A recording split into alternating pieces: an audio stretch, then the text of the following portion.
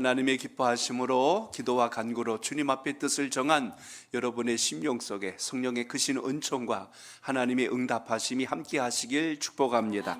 오늘 말씀의 제목 같이 나눕니다. 풍랑아 잠잠하라. 풍랑아 잠잠하라. 아멘. 늘 주님 앞에 나올 때마다 은혜 받기를 힘쓰시길 바랍니다. 무엇보다 하나님 주님께서 내리시고 부으실 모든 복을 받기에 합당한 그릇이 되게 하옵소서. 이렇게 준비된 여러분의 신앙과 결단이 오늘도 기도 속에 있기를 바랍니다. 축구를 잘하는 선수들을 보니까 흔히 하는 말로 반박자 정도가 빠릅니다. 선수들의 기량이 사실은 다 거기서 거기에요. 그런데 정말 차이 나는 게 언제냐면 상대방의 발이 닿기 전에 내가 조금만 더 빠른 발이 나가면 그게 골로 연결되고 또한 같은 편에게 패스가 이어지는 것을 이렇게 봅니다. 상대방이 그걸 읽기 때문에 미리 나서기 때문에 그것까지 감지해서 움직이면 훨씬 더 좋은 결과를 얻는 것처럼 신앙인에서도 마찬가지라고 봐요. 하나님 앞에 여러분이 그냥 오늘 금요기도 나온 게 아니고 주님을 만나야 되겠다는 간절함과 사모함으로 반박자 빠른 은혜의 구함이 여러분 신앙 속에 있기를 바랍니다. 아브라함이 하나님께 시험을 받을 때요, 늦장 부리고 핑계대고 게으름 피지 않았어요. 아침에 일찍이 일어나서 독자 이삭을 데리고 또한 번제로 드릴 나무를 싣고 모리아 산으로 향했던 것처럼 하나님께 뜻을 정할 때 여러분의 마음은 항상 새 마음과 새 가와 결단을 가지고 주님 앞에 설 수 있길 바랍니다. 5달란트 받은 사람, 1달란트 받은 사람, 많이 가진 것 갖고 칭찬하지는 않았어요. 근데 무엇으로 칭찬했냐면 남긴 걸 가지고 칭찬합니다. 그 말은 순종의 차이가 축복의 차이가 됐다는 거예요. 그러니까 신앙을 잘한다는 의미는 하나님 말씀에 대해서, 주님의 뜻에 대해서 저걸 붙들어야 되겠다는 간절함과 사모함이 여러분 속에 있기를 바랍니다. 오늘 그래서 축복의 자리를 만드시고 기적의 자리를 만드시고 응답의 자리를 만드는 주인공이 되시길 바랍니다. 어느 자리인가 하고 살피지 말고 여러분이 지금 계신 자리가 주의 은혜를 받는 기적의 자리가 꼭 되시길 바랍니다. 게으르지 말고 미루지 말고 연기하지 말고 하나님 뜻 안에서 최선을 다하는 결단이 오늘 주신 말씀과 함께 여러분의 믿음 속에 살아있기를 축복합니다. 인생을 살다 보면 예상하지 못했던 어려움과 두려움이 쌓일 때가 있습니다. 그 두려움 때문에 목표를 잃어버리고 방향을 잃어버리고 내 자신의 꿈을 상실해버릴 때가 있습니다. 오늘 본문 속에 나온 이 말씀은 주님께서 능력을 행하셔서 풍랑을 잠잠게 하셨더라, 여기에 포인트를 두지 말고 그 제자들의 모습 속에서 우리들의 신앙은 어떤가를 살필 수 있는 믿음의 지혜가 있기를 바랍니다. 어느 날 예수님께서 제자들과 함께 배를 타시고 갈릴리 호수를 건너가게 되는 이야기가 오늘 말씀의 배경을 이루고 있습니다. 35절에 보면 예수님께서 제자들에게 이렇게 말씀하셨어요. 우리가 저편으로 건너가자라고 주님께서 말씀하십니다. 주님께서 장소를 옮길 때는 주님의 계획이 있었고 뜻이 있고 목적이 있다는 거예요. 여러분이 오늘 이 시간에 나와서 기도한다는 것은 이전의 내 모습과 이전의 내 환경을 바꾸시길 원하시는 하나님의 뜻이 계셔서 그걸 건너가길 원하셔서 우리를 부르셨다는 것을 기억하시길 바랍니다. 익숙한 곳을 떠나서 새로운 곳을 향하여 일단 머물러 있던 것을 통하여 하나님이 보여주시려고 하는 그곳으로 나가는 결단이 그래서 필요한 겁니다. 호수 반대편으로 건너자고 하신 것을 보면 오늘 그것이 편안하고 안전하다는 뜻이 아니라 그곳에 주님께서 하실 일이 기다리고 있었고 그곳에 하나님이 기적이 기다리고 있었고 응답이 기다리고 있다면 오늘 이 기도하는 시간은 갈릴리 호수를 지나갔던 제자들처럼 내 인생의 풍랑과 파도를 지나서 목적한 곳을 향하여 힘있게 갈 수 있는 믿음의 결단도 있기를 바랍니다. 오늘 그 물길이 편안하거나 순탄하진 않았어요. 그러나 떠날 때는 모든 것이 생각대로 계산대로 가는 줄 알았어요. 저 건너가자 했더니 제자들이 예 하고 주님과 함께 그 배에 오르셨고 제자들은 그 자리에서 함께 주님과 가니까 얼마나 좋았겠어요. 근데 난데없이 갑자기 풍랑이 일어나게 됩니다. 그 풍랑으로 인하여서 제자들이 두려워하고 무서워하기 시작하는데 주님을 보니까 주님은 어쩌면 그렇게 태연하고 편안하게 주무시는지, 그래서 제자들이 급히 주님을 깨우는 장면으로 오늘 말씀이 연결됩니다. 주님, 풍랑이 너무나 심합니다. 배가 뒤집어지게 생겼고 가라앉게 생겼는데 어찌 주무시나이까 하고 주님을 깨웁니다. 주님께서 제자들의 그 살려달라는 간절함을 듣고 일어나셔서 풍랑을 잠재우시고 제자들의 믿음 없음을 오늘 책망하는 이 장면을 오늘 여기서 보게 되는데, 오늘 여기서 우리가 주목해야 될 몇 가지는 이게 우리 인생의 모습은 아닐까 하는 것을 다시 되돌아보게 됩니다. 갈릴리 바다라고 하는 것, 워낙 크기가 넓다 보니까 호수라고도 하고 바다라고도 부르는 이유가 여기에 있어요. 풍랑이 언제 일어날지 모르는 그런 상황 속에서 오늘 어려움을 만났다는 것입니다. 우리의 인생도 누구나 다를 바는 없을 거예요. 풍랑을 예상하고 가는 사람은 없습니다. 갑자기 날씨가 이렇게 확 추워지기도 하고 폭설이 내리기도 하고, 일본은 지금 눈이 역대 이래로 120cm 이상 내려가지고 엄청나게 많이, 차가 완전히 다 잠겨버려서 어디가 길이고 어디가 언지 알 수 없을 정도래요. 애들은 신나서 그냥 눈썰매 타고 막 놀고 난리가 났는데 어른들과 사회는 완전히 마비돼 버렸어요. 그러니까 우리가 살아가는 세상은 생각과 계산대로 되지 않는 일들이 많다는 것입니다. 그렇게 본다면 여러분, 오늘 본문 속에서 우리가 봐야 할 게 무엇입니까? 갈릴리 바다에는 일기예보가 없었어요. 몇 시부터 몇 시까지 눈 옵니다, 비 옵니다, 풍랑입니다, 이런 말 없었어요. 우리도 살아가다 보면 몇 날 몇 시에 큰일이 생길 거다, 그런 거 없잖아요. 갑자기 일이 생기고 갑자기 어려움이 다가오고 혼란스러울 때가 있다는 것입니다. 오늘 큰 파도를 만난 제자들을 보면 혹시 이 제자들의 모습이 우리들의 모습은 아닐까? 그 바다를 가만히 보니까 우리가 사는 이 세상의 모습은 아닐까? 타고 가던 그 배를 보면 내가 믿고 있던 것, 여기만 있으면 제일 안전해, 내가 원했던 목표와 꿈을 향해서 갈 수 있는 것이 하고 믿었던 그것이 갑자기 뒤집어질 만한 위기를 만날 때, 세상적인 삶의 수단이며, 그리고 오늘 또 어떻게 보면 이것이 나의 어떤 생명줄과도 같은 걸 믿었는데 이게 뒤집어질 일을 만날 때가 있다는 것입니다. 또 오늘 여기서 일어나고 있는 파도를 가만히 놓고 생각해 보세요. 우리가 살아가면서 일어나는 수많은 시련들, 어려움, 고난의 일들이 오늘 풍랑처럼 다가옵니다. 그런데 오늘 말씀을 보면 이해할 수 없는 몇 가지 상황들을 우리가 보게 되는데, 그 중에 하나는 풍랑이 일어난 이유가 과연 무엇일까 하는 것입니다. 우리가 생각하기에 예수님과 같이 가면 풍랑이 없어야 돼요. 근데 주님과 같이 가는데도 풍랑은 있었고, 또 한 가지 기절할 것은 주님께서 그 풍랑 속에서도 어쩌면 그렇게 태어나고 편안하게 주무실 수 있을까? 시험 들기 딱 좋은 상황이 오늘 본문 속에 나옵니다. 자, 저를 따라합니다. 주님께서 건너가고자 말씀하셨기 때문입니다. 건너가자고 말씀하셨기 때문입니다. 아마도 배 안에서 제자들이 그럴 수 있어요. 왜 굳이 여길 건너가자고 그래갖고 이 풍랑 때문에 힘들게 하셨어? 그냥 가만히 그냥 반대편에 있었으면 괜찮을 것을 왜 가자고 그래가지고 이 어려움을 우리가 만났을까 하고 주님을 원망할 수 있는 상황이 오늘 본문 속에 있습니다. 상황을 놓고 보자면 시작은 누가 하셨어요? 주님께서 하시는 겁니다. 그날 저물 때, 그것도 아침도 아니고 날이 저물 때 그랬으니 이거 참 난감스럽습니다. 제자들에게 주님 하신 말씀을 보니까 우리가 저편으로 건너가자 하고 주님께서 방향을 지시했어요. 그럼 주님과 같이 가니까 순탄한 길이 됐어야 되는데 풍랑이 왔다는 겁니다. 왜 예수님을 믿고 가는데 시련이 왔을까? 왜 예수님 말씀 따라가는데 실패가 왔을까? 왜 나에게 고난과 슬픔이라고 하는 어려움이 찾아왔을까? 하면서 우리는 계속하여 누굴 원망해요? 주님을 원망할 때가 있다는 것입니다. 그런데 오늘 이런 상황을 만나면 누구나 할 것 없이 다 당황스러울 것이고, 그리고 왜 내가 이런 어려움에 빠졌을까 하고 누군가 그 내면에 있는 이 아픔과 상함을 좀 이렇게 보상받고 싶어하는 대상을 찾아서 그에게 모든 걸 쏟아붓고 싶은 마음, 이게 우리 속에 있다는 이야기입니다. 오늘 본문 속의 제자들도 풍랑을 만나서 곤욕을 치르고 있을 때, 어떻게 보면 이들이 가만히 놓고 보면 이 사람들 누구예요? 이 안에는 뱃사람들도 있잖아요. 탁 보면 벌써 뱃길을 알 사람들이고 바다의 일기를 읽어낼 수 있는 사람들인데, 예상하지 못했던 어려움이 왔으니 흔히 하는 말로 원숭이도 나무에서 떨어진다고, 지금 배를 타고 가는 이들에게 풍랑이 왔으니 얼마나 당혹스럽겠어요. 제자들은 지금 갈릴리 바다에서 잔뼈가 굵었던 어부들이 그 배 안에 있었습니다.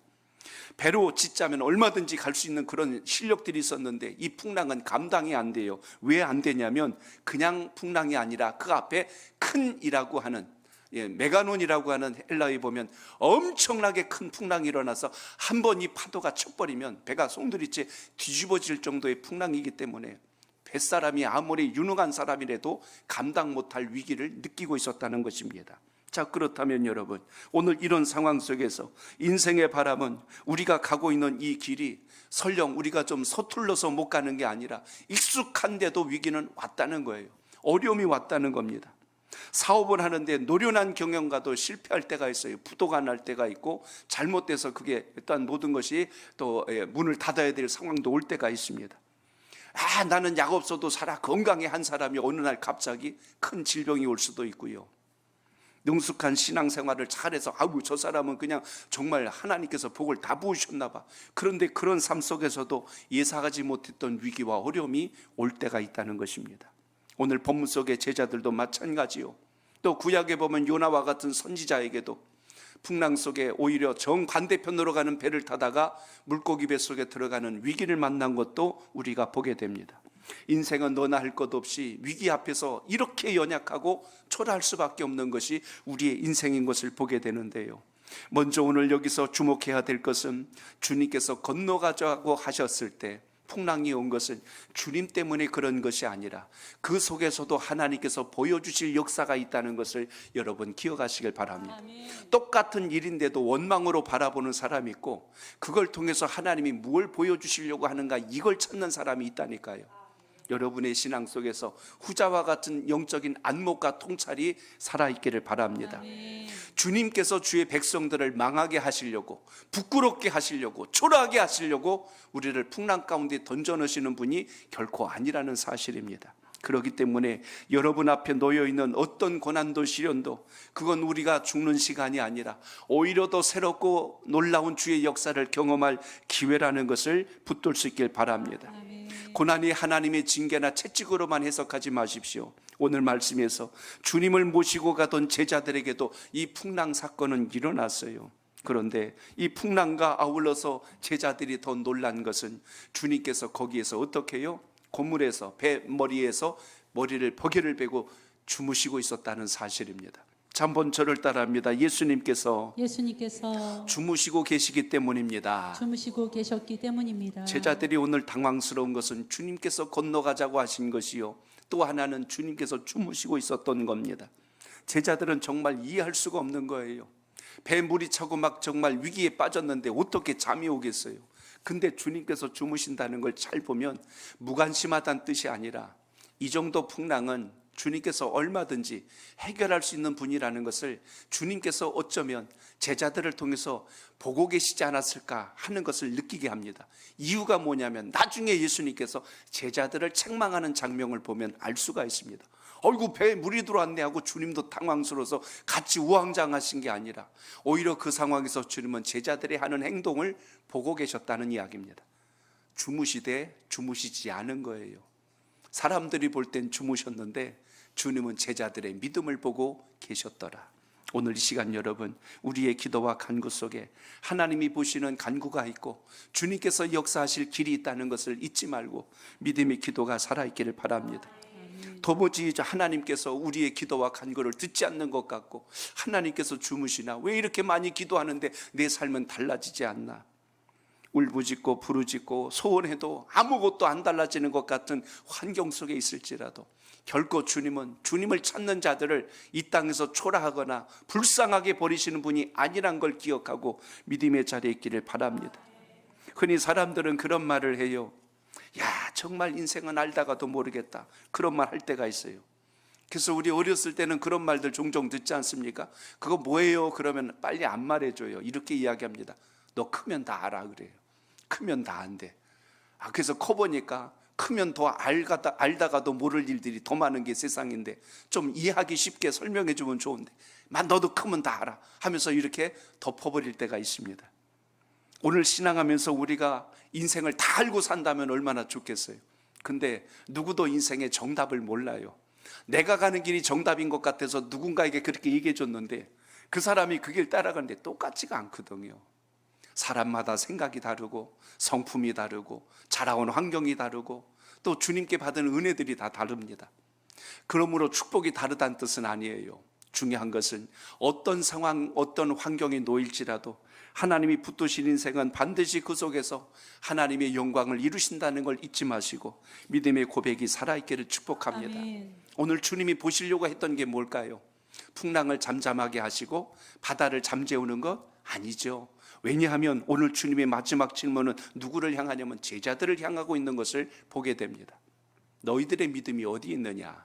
주님은 풍랑에 대한 것에 관심 있는 게 아니고 제자들의 믿음에 대해서 관심이 있었다는 겁니다. 이걸 뒤집어 놓고 봅니다.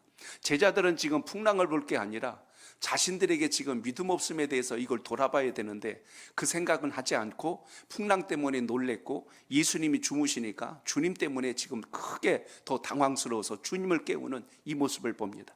물론 우리가 위기를 만나면 주님을 깨워야죠. 그게 우리가 부르짖어 기도하는 것입니다. 그런데 지금 주님은 일어나는 것보다 더 중요한 것이 너희들 안에 어찌하여 믿음이 없느냐 하고 믿음을 책망하십니다. 결국 오늘 우리 마음속에 무엇을 들고 이 자리에 나왔냐 하는 거예요. 수많은 예배와 기도보다 그 드리는 예배와 기도 속에 여러분의 진정성 있는 사모하는 마음이 항상 살아있기를 축복합니다. 어느 살이 쪄서 걱정하는 아주머니 한 분이 약국에 갔어요. 그래서 살 빠지는 약을 달라고 그랬어요. 그랬더니 약사가 이렇게 보더니 병 하나를 줬는데 거기에 약이 한 300알 정도로 동글동글한 약이 많은 약을 하나 내줬습니다. 그랬더니 찾아왔던 그 스님이 그렇게 물어봐요. 하루에 몇 알씩 먹어야 돼요? 하고 물었더니 약사가 이렇게 이야기해 주더래요. 그 약은 먹는 약이 아닙니다. 그래요. 아니 먹는 약이 아니면 이거 어떻게 하는 약이에요? 설명을 해주는 거예요. 아침에 일어나걸랑 이 뚜껑을 열어서 방바닥에다 쏟으세요. 그리고 그것을 하나하나 주워가지고 담으십시오. 매일같이 그렇게 하세요. 무슨 약인지 감이 오십니까? 그렇게 해야 근본적으로 내 체질도 바뀌고 그리고 살도 빠질 수 있습니다 하고 이렇게 지금 설명을 하는 겁니다. 그걸 앉아서 다시 주워 담고 일어나서 다시 그 약을 쏟고 또 주워 담고 이렇게 해보세요 하고 합니다. 그리고 맨 밑에다가 이렇게 글을 하나 붙였어요. 약은 누구에게? 약사에게. 진료는 누구에게? 의사에게. 그 뒤에 하나가 더 붙었어요. 살은 각자에게. 약을 먹으면 빠질 것 같아요. 약을 끊으면 다시 원래대로 돌아갑니다. 내 근본적인 변화가 일어나지 않으면 순간적인 변화로 믿음 좋다고 착각할 때가 있어요. 오늘 기도 생활을 위험할 때만, 어려울 때만 반짝 기도하지 말고 여러분의 삶 속에 주님과 소통하는 영적인 호흡이 꼭 되시길 바랍니다. 아멘. 그러면 어떤 위기가 와도, 어떤 풍랑이 일어나도, 오늘 말씀처럼 큰 광풍이 일어나도 그게 우리를 삼키지 않는다는 것을 잊지 않길 바랍니다. 아멘. 풍랑이 걱정이 아니라 그걸 바라보는 우리의 자세에 대해서 오늘 본문이 말씀해 주고 있습니다. 오늘 다시 이 시간 기도하고 간구할 때 제자들은 예수님께 그랬어요. 우리가 죽게 된 것을 돌아보지 않습니까? 주님, 우리가 이렇게 죽게 되었는데 왜 돌아보지 않습니까? 하고 주님을 원망하는 거예요. 원망 속에 주님 어떻게 여기서 지금 주무시고 계십니까? 하고 지금 주님을 지금 나무라듯이 지금 원망하고 있는 제자들의 모습을 봅니다. 근데 여러분 가만히 놓고 생각해 보세요. 만약 이 배가 뒤집어지면 본인들만 죽어? 예수님은 안 죽냔 말이에요. 주님도 빠지시면 같이 타고 물에 빠질 텐데 주님은 안 빠지고 본인들만 빠지냔 말이에요. 근데 우리가 지금 이렇게 어려운데 어떻게 그렇게 편안하게 쉴 수 있습니까? 하고 이렇게 묻고 있는 거예요. 주님이 쉬신 게 아니잖아요. 주님은 지금 제자들에게 또 한 번 주님의 권능을 보여주시고 제자들에겐 무엇을 믿어야 이 어려운 상황 속에서도 극복할 수 있는지 그걸 지금 보여주는 장면을 여기서 보게 됩니다.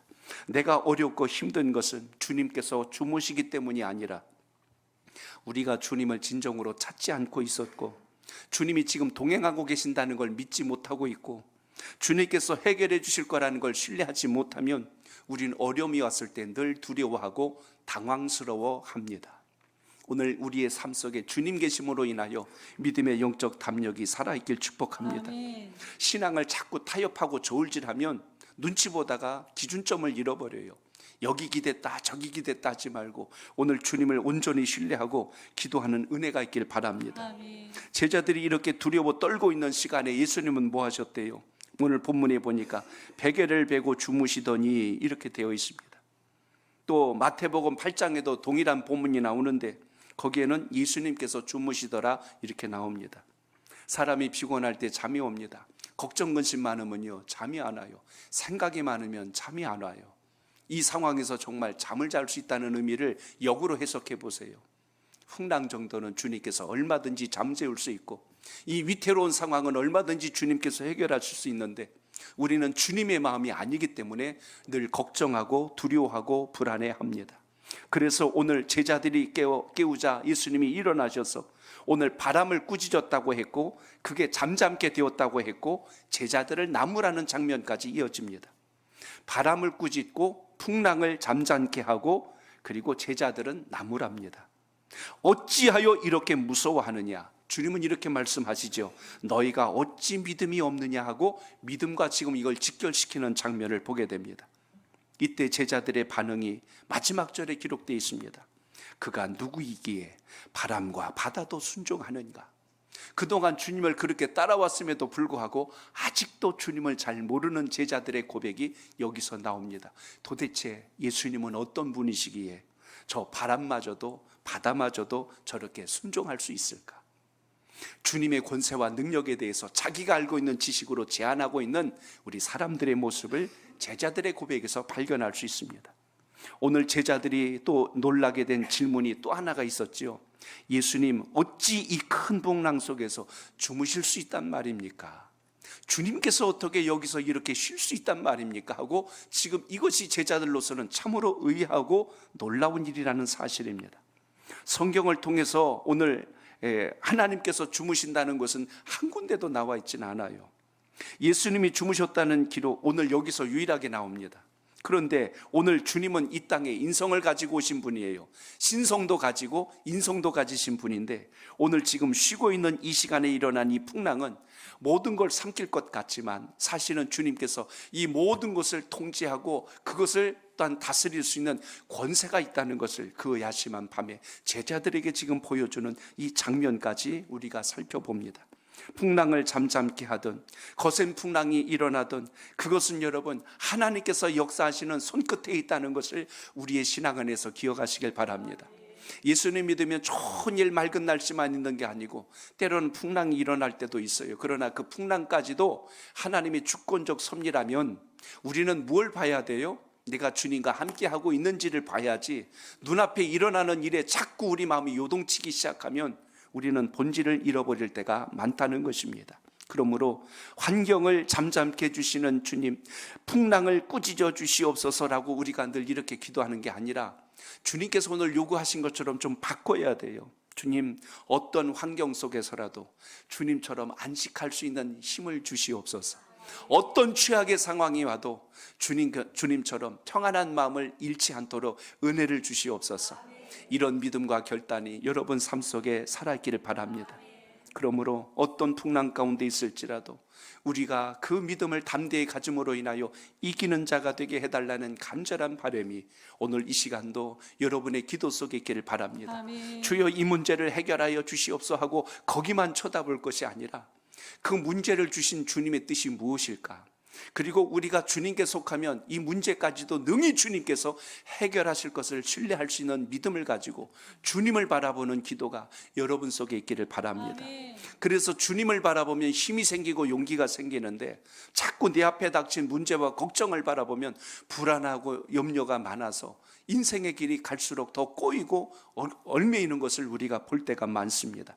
그래서 오늘 말씀에서 우리가 주시는 주님의 가장 귀한 뜻이 있다면 예수님과 동행함을 오늘도 여러 번 신뢰하고 믿으시길 바랍니다. 아멘. 한번 따라합니다. 예수님과 동행함을 믿어야 합니다. 동행함을 믿어야 합니다. 주님 따로 나 따로 아니라는 거예요.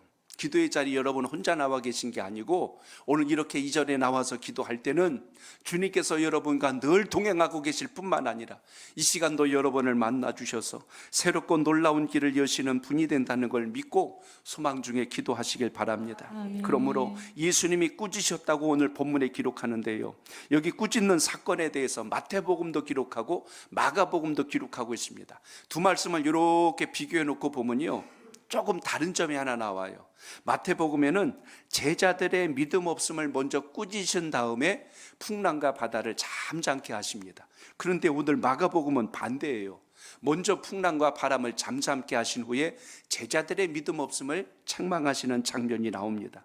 순서가 어찌되었던 여기서 우리가 중요한 걸 한 가지 보셔야 되는데, 인생의 풍랑을 잠재우기 전에 먼저 잠재워야 될 게 있어요. 여러분의 마음속에 풍랑이 잠잠해질 수 있기를 바랍니다. 아멘. 그렇지 않으면 외부에서 오는 것 때문에 우리가 늘 흔들려서 믿음이 송두리째 뽑혀나가는 일이 생깁니다. 반대로 또 본다면 내 삶 속의 인생에 다급한 바람을 끄고 난 후에 내 마음속에 지금 주님께서 치료해 주시는 이 역사도 오늘 만날 수 있길 바랍니다. 나는 걱정을 끌어안고 왔어요. 근데 주님은 계속 뭘 바라보냐면 우리 마음에 두려움과 근심, 염려가 없기를 바라셔서 나는 이 거대한 문제보다 너희 마음속에 있는 근심과 두려움, 이것이 잠잠해지길 원하노라. 주님은 이것이 회복될 수 있도록 오늘도 살아계심을 나타내는 분이 주님의 역사임을 믿고 기도하시길 바랍니다. 그러니까 여러분, 환경의 문제가 아니라 무엇의 문제예요? 믿음의 문제였다는 것을 여기서 봅니다. 주님을 신뢰하고 믿고 가면 여러분이 당하고 겪는 일이 아무리 클지라도 그걸 능히 감당할 수 있는 힘을 주님께서 공급해 주심을 잊지 않길 바랍니다. 어린아이들은 경험치가 약해서 어떤 힘든 일을 만나면 굉장히 두려워하고 절망할 때가 있어요. 근데 인생의 산전수전을 다 겪어보면 그건 사실 큰일이 아닐 때가 있지 않습니까? 오늘 신앙과 믿음도 마찬가지예요. 주님은 오늘 그 자리에서 지금 꾸짖는다는 아주 독특한 표현을 여기서 봅니다. 인격체도 아닌데 바람을 꾸짖고 바다, 풍랑을 지금 꾸짖는 주님의 모습을 여기서 보게 됩니다. 꾸짖다는 단어가 쓰여졌던 곳이 어디냐면 마귀를 꾸짖을 때 꾸짖는다는 단어가 쓰여져요. 동일한 단어입니다. 그럼 예수님은 지금 마귀를 꾸짖을 때처럼 뭘 꾸짖은 거예요? 풍랑도 바람도 꾸짖었다라는 걸 보면 우리 삶 속에 다가오는 위기와 어려움 때문에 두려워서 숨는 것이 아니라 예수 그리스도의 이름으로 선포하고 꾸짖는 은혜가 여러분 삶 속에 있길 바랍니다. 아멘. 나사렛 예수 그리스도로 명하노니 이 악하고 더럽고 추악한 영들아 떠나갈지어다. 아멘. 이 모든 문제는 예수님의 이름으로 명하니 해결될지어다. 아멘. 이렇게 여러분 믿음으로 선포할 수 있는 은혜가 있길 바랍니다. 아멘. 우리의 강함이 아니라 주님께서 하시는 일에 대한 능력을 신뢰할 때 이게 가능하다는 것을 보게 됩니다. 그래서 기도를 바꿔야 되는 거예요. 환경을 꾸짖어 주세요 라고 하기 전에 주여 우리의 믿음 없음을 꾸짖어 주셔서 우리가 믿음의 담대함을 가지고 어떤 풍랑과 바람이 올지라도 그걸 능히 이길 수 있는 하나님의 사람이 되게 하옵소서. 아멘. 여러분이 무장돼 있으면요, 장소가 어디가 됐건 환경이 무엇이 됐건 그건 사실 큰 일은 아닙니다. 그러므로 오늘도 여러분 이런 영적인 통찰을 갖고 믿음의 기도가 살아있기를 바랍니다. 아멘. 이령 박사님이 썼던 글 중에요, 서양과 우리의 언어 표현의 차이점을 좀 이렇게 재미있게 쓴 걸 봤어요. 하나는 그렇습니다. 미국 사람들은 죽게 된 일이 생기면 뭐라고 이야기해요? 영어로 말해보세요. 뭐라고 그래요? 예? 오마이갓 그래요? 살려달라고 하는 표현 있잖아요. 헬프 미 그러잖아요. 헬프 미 그래요. 헬프 미. 우리는 어떻게 이야기해요? 위기 안 빠져봐서 모르시는구나. 사람 살려 그러잖아요. 우리는 물에 빠지면 사람 살려 그래요. 근데 언어의 강도와 뉘앙스를 한번 잘 생각해 보세요. 어느 게 세요? 사람 살려가 훨씬 더 센 거예요. 잘 생각해 보세요. 헬프 미, 나 좀 도와주세요. 나 좀 도와주세요.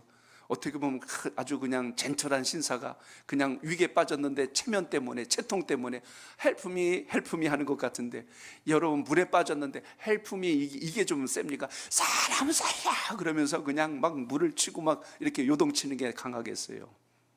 그러니까 여러분, 우리에게 주신 이 정서가 참 귀한 것 같아요. 하나님 앞에 정말 우리가 기도하고 간구할 때, 주님, 저를 살려주세요. 저를 살려주세요. 이 강력한 주님 앞의 소원과 기도를 통해서 주님을 뜨겁게 만날 수 있는 은혜가 있길 바랍니다. 사람에게 간절함이 없을 때가 언제냐면 기댈 구석이 있을 때가 그래요. 내가 아직 힘이 있고 기술이 있고 능력이 있고 재물이 있고 의지할 어떤 사람이 있으면 하나님 앞에 간절함이 없습니다. 그래서 주님 앞에 우리가 기도할 때는 주님만이 하실 수 있습니다. 주님 역사하여 주시옵소서. 이런 믿음과 집중도를 가지고 주님께 구하는 은혜가 있기를 바랍니다. 오늘 본문 중에 여러분 두 절을 제가 읽고자 하는데요, 39절과 40절, 여기 중요한 의미가 있어서 같이 한번 읽어보려고 합니다. 자, 39절 보세요. 시작. 예수께서 깨어 바람을 꾸짖으시며 바다더러 이르시되 잠잠하라 고요하라 하시니 바람이 그치고 아주 잔잔하여 지더라. 아멘. 또 하나 보세요. 40절 시작. 이에 제자들에게 이르시되 어찌하여 이렇게 무서워하느냐 너희가 어찌 믿음이 없느냐 하시니. 아멘. 원문에 보니까 잠잠하라 고요하라 라는 뜻을 영어 성경 영어로 번역한 걸 보면 잠잠하라 속에는 peace라는 단어를 썼어요. 평화라는 단어를 씁니다. 평화하래요. 풍랑 보고 바람 보고 뭐라면 너는 좀 평화롭게 좀 있어라. 또 하나 고요하라는 하면은 be still이라는 단어를 썼어요. 가만히 좀 있어라. 움직이지 말고 좀 가만히 있어라. 이렇게 주님께서 명령을 내린 것을 보게 됩니다. 제자들에게도 말씀한 게 뭐냐면 믿음이 적은 자들아 하고 이야기를 했어요. 바람은 잠잠하고 풍랑은 고요하고 너희들은 어찌하여 믿음이 적느냐 그랬는데, 적다는 뜻은 양이 적고 크기가 작고 무게가 가볍다는 뜻을 가지고 있어요. 믿음의 무게, 믿음의 양, 믿음의 크기가 어쩌면 너희는 이렇게 작냐? 주님이 이걸 지금 묻고 있습니다. 이걸 보면서 주님께서 믿음이 크다고 칭찬한 사람을 생각하게 했어요. 누구냐면 백부장을 한번 떠올려 보세요. 백부장은 로마 사람입니다. 이스라엘 백성 아니었어요. 근데 주님 만났을 때 주님 여기서 말씀만 하셔도 내 집의 종이 나을 줄로 믿습니다 라고 했더니 주님께서 이스라엘에 이보다 큰 믿음을 내가 본 적이 없다 라고 주님께서 말씀하십니다. 그를 향해서는 믿음이 크다고 했는데 제자들을 향해서는 믿음이 작다고 그러세요. 어떻게 보면 믿음으로 치자면 제자들이 훨씬 더 커야 맞아요. 근데 왜 작다고 했을까? 우리 앞에 놓여 있는 수많은 어려움들을 대할 때 우리가 그것을 걱정으로 받아들이고 위기로 받아들이고 두려움으로 받아들이는 순간 믿음의 흔적은 온데간데 없어질 때가 많습니다. 오늘 예수님께서 시련과 고난을 주실 때는 목적이 있는 것이지 우리를 내치기 위함이 아니란 걸 보셔야 합니다. 우리에게 믿음이 있는가 주님이 지금 보고 계셨어요. 파멸시키고 죽게 하려고 시련을 준 것이 아니라 믿음을 지금 시험하는 시련의 시간이었다는 것을 여기서 봅니다. 얘들아, 내가 너희와 같이 가고 있지 않느냐? 그런데 왜 그렇게 두려워하느냐? 주님은 자꾸 지금 제자들에게 이러한 뉘앙스와 말씀을 전달하고 있는 것을 주목하게 됩니다. 그러므로 오늘도 어리석은 사람은 어려움이 왔을 때, 시련에 부딪힐 때, 고난의 한가운데 떨어져 있을 때 내가 왜 이 어려움을 당할까 하고 어려움을 묵상해요. 그러나 하나님의 사람들은 언제나 주님을 향하고 주님을 바라보고 하나님이 행하실 것을 신뢰함으로 인하여 마음의 무거운 짐도 염려도 걱정도 다 내려놓게 된다는 걸 잊지 않길 바랍니다. 그러므로 오늘 본문을 통해서 오늘 우리에게 주시는 영적인 메시지가 뭘까요? 그 시련이라고 하는 것, 풍랑의 자리에서 예수님과 함께 주님께서 그 자리에도 함께 하신다는 걸 놓치게 되면 우리는 눈앞에 일어날 일 속에서 늘 좌절하고 낙심만 하고 원망하게 된다는 것입니다. 그러므로 주님께서는 그 풍랑 속에서도 함께 하시고 동행하시는 분이란 걸 잊지 말고 여러분의 기도 속에 그 믿음이 더욱더 견고하게 세워지길 바랍니다. 예수님께서 여러분 인생의 선장이 되시면 그 배는 가장 안전한 배가 된다는 것 잊지 않길 바랍니다. 그러므로 누가 내 인생의 운전대를, 내 인생의 방향을 잡고 가느냐가 정말 중요한 게 바로 오늘 말씀 속에 있습니다.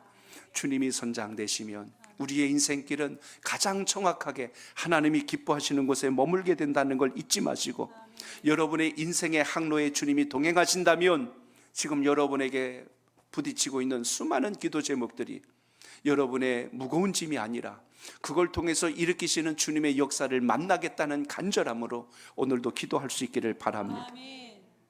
어느 한 소설가가요, 여객선을 타고 여행을 즐기고 있었을 때 일어난 이야기입니다. 갑자기 바다 한가운데서 큰 풍랑이 일어나서 배가 출렁거리기 시작을 했어요.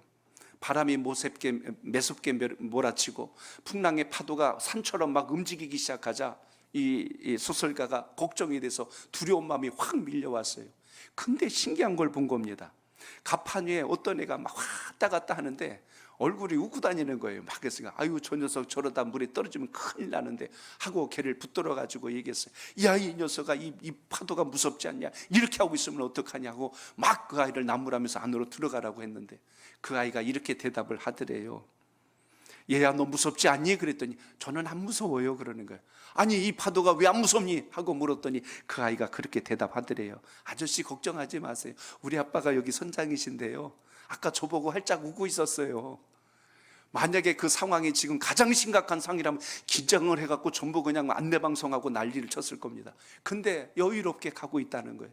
아이는 아빠 얼굴 보고 웃으면서 같이 그냥 거기서 여전히 다니고 있는 겁니다. 누굴 신뢰해요? 아빠를 신뢰하고 그 얼굴을 보고 나니까 두려운 게 없는 거예요. 사람은 보는 거에 따라서 마음 자세, 행동과 모든 게 달라지는 걸 우리가 볼 때가 있지 않습니까? 가끔 저도 운전을 하다 보면 내비를 잘못 봐갖고 엉뚱한 데로 갈 때가 있어요. 그럼 제가 가만히 가면 괜찮은데 입이 방정이라고 입으로 그런단 말이에요. 어이구 큰일 났네 하고 그런단 말이에요. 그럼 또 제 옆에 앉았던 집사람 이렇게 쳐다보면 벌써 이 방향하고 엉뚱한 데로 가잖아요. 그럼 이제 한마디 해요. 그러면 또 길 잘못 들은 거예요? 왜 그렇게 그걸 못 봐요? 하고 또 이렇게 이야기해요. 그럼 제가 속으로 그래요. 말이나 하지 말걸. 괜히 얘기해가지고 또 그렇게 됐네. 제일 편할 때가 언제냐면 옆에서 조용히 자고 있을 때가 제일 편하게 안전하게 어디로 가든 걱정이 안 되는데 항상 옆에서 보고 있을 때가 염려가 돼요. 신앙하면서 여러분 우리 삶 속에 두려움이 오고 위기가 올 때 여러분의 시선이 풍랑을 보지 말고 주님을 잘 붙드는 지혜가 늘 함께 하시길 축복합니다. 복음성가 중에 괴로울 때 뭘 보라? 주님의 얼굴 보라. 우리 1절 한번 같이 찬양해 봅니다. 괴로울 때 주님의 얼굴 보라. 우리 같이 찬양합니다.